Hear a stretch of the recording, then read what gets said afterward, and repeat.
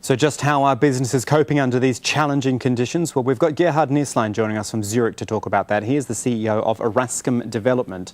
You know, Gerhard, you must see a lot of difficulties, the types of things that you and your partners have to deal with in Egypt. Perhaps just tell us about some of them.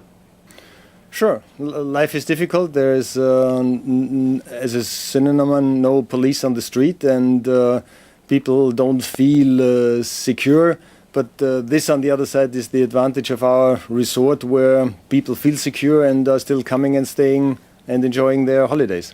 Do you think that people shouldn't be put off coming to Egypt to do business at the moment? You know, they might look at the whole country and everything it's been through since the revolution and think, well, no, that's not a place we'd want to do business.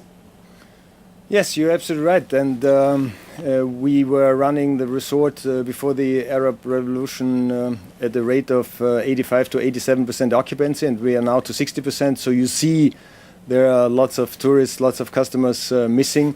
But on the other side, when you are having for over 20 years such a successful resort, you have lots of repeat customers, people who feel well, who feel secure, who know the place, and this is why they are coming.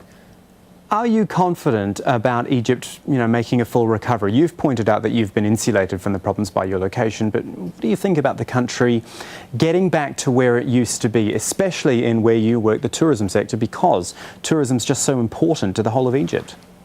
It is very important, and we have the advantage that Egypt doesn't have any oil or gas. They just have the Suez Canal, and they have tourism, so they have to be very careful about tourism.